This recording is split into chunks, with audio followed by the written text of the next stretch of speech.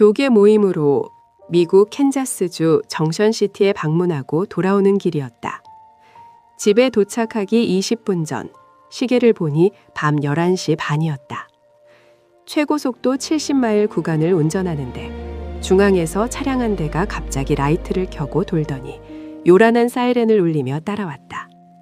내리막길에서 과속한 것이었다. 차를 세우고 창문을 연 뒤 두 손을 운전대 위에 올려놓았다. 경찰관이 소속과 신분을 밝히고 내가 속도 위반을 했다며 운전면허증을 요구했다. 나는 피곤해서 속도를 보지 못하고 위반을 했다고 잘못을 인정했다. 그는 대뜸 피곤하면 속도를 늦춰야지 속도를 높이면 어떻게 하느냐. 내 운전면허증을 들고 경찰차로 돌아갔다.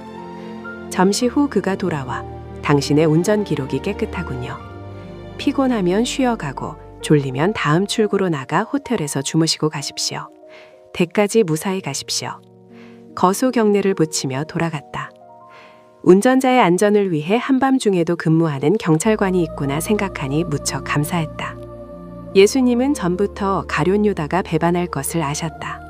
그러나 내 떡을 먹는 자가 내게 발꿈치를 들었다 한 성경을 응하게 하려는 것이니라. 시편 41편 9절을 인용하신 말씀이다.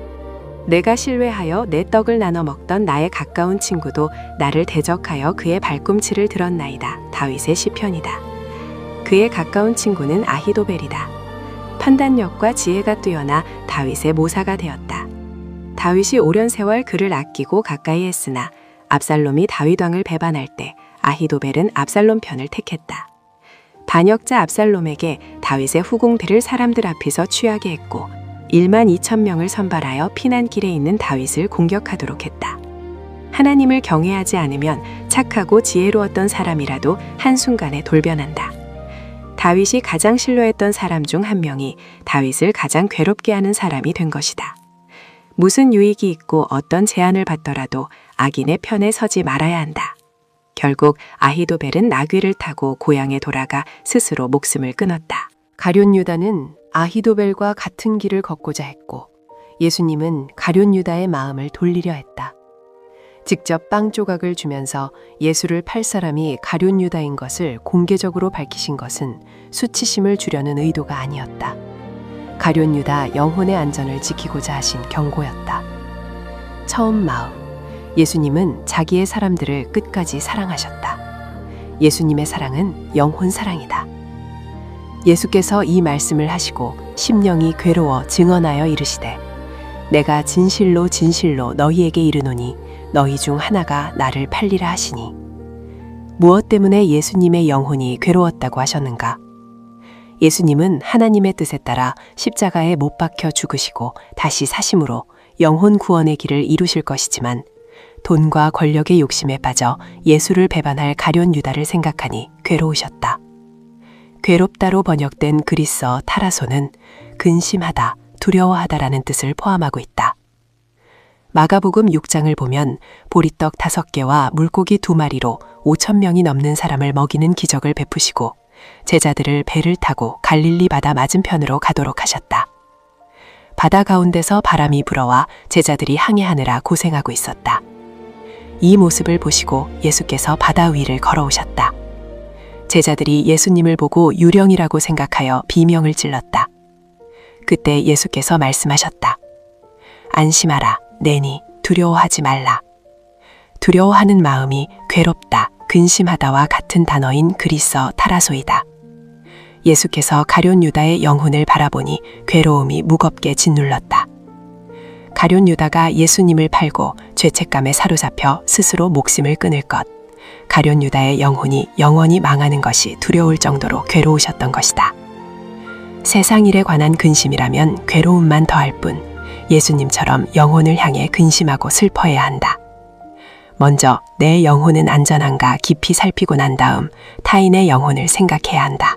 하나님의 뜻대로 하는 근심은 후회할 것이 없는 구원에 이르게 하는 회개를 이루는 것이요 세상 근심은 사망을 이루는 것이니라.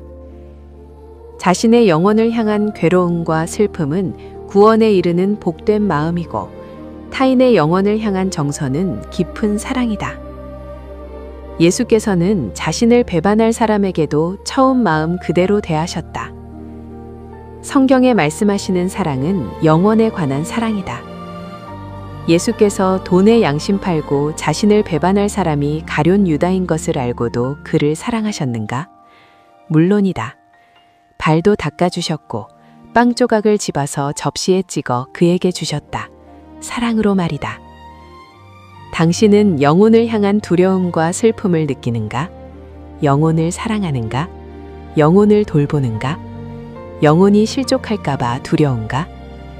모두가 사랑을 원하나 사랑하기는 말처럼 쉽지 않다. 사람의 마음 때문이다. 사람의 마음처럼 쉽게 변하고 돌변하는 것도 없다. 바람이 부는 방향보다 쉽게 바뀌는 것이 사람의 마음이 아닌가? 사랑은 오래 참고, 사랑은 온유하며, 시기하지 아니하며, 사랑은 자랑하지 아니하며, 교만하지 아니하며, 무례히 행하지 아니하며, 자기의 유익을 구하지 아니하며, 성내지 아니하며, 악한 것을 생각하지 아니하며, 불의를 기뻐하지 아니하며, 진리와 함께 기뻐하고, 모든 것을 참으며, 모든 것을 믿으며, 모든 것을 바라며, 모든 것을 견디느니라. 돌이킬 기회. 가룟 유다는 예수님의 12 제자 중 한 명으로 한때 귀신을 쫓아내고 병을 고치기도 했다. 예수님 일행의 회개를 맡을 정도로 실력 있는 사람이었다. 베다니의 마리아가 향유를 예수님의 발에 부었을 때 유다가 마리아를 책망하자 예수께서 그에게 도둑이라 했다. 그 후 대제사장들에게 찾아가 은 30세겔을 받고 예수님을 팔기로 했다. 기회를 엿보고자 최후의 만찬에 참석했다. 예수께서 발을 씻어주셨고 빵을 접시에 찍어주셨으니 얼마나 당황스러웠겠는가. 가룟 유다에게 2가지 선택만 남았다. 거래대로 예수님을 배반할 것인지 아니면 회개하고 돌이킬 것인지. 불쌍한 유다는 배반의 길을 택했다. 가장하는 마음을 거절해야 한다.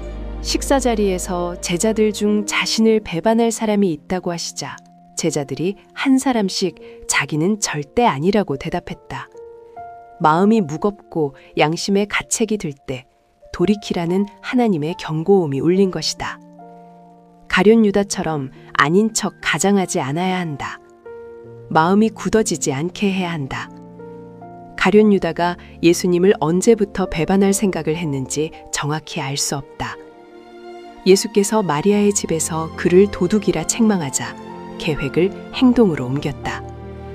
예수님을 판 대가로 받은 은 30세겔은 20살 이상의 노예 거래 가격이었다. 요셉의 형들은 요셉을 팔면서 그가 10대여서 은 20세겔을 받았다. 유다가 그 조각을 받고 곧 나가니 밤이러라. 유다는 돌이킬 기회를 번번이 뿌리쳤다. 나중에 돌이키면 되지. 지금은 회개하기에 좋은 시간이 아니야. 머뭇거리다가 마음이 굳어졌다. 기회가 주어졌을 때 마음을 돌이키고 생각을 돌이키고 잘못된 만남, 계획, 거래를 접어야 한다. 마음이 굳어지기 전에 돌이켜 영혼의 깊은 밤을 빠져나와야 한다.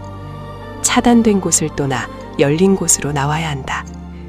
아이가 어릴 때 차로 등교시켜주면서 함께 라디오를 들었다.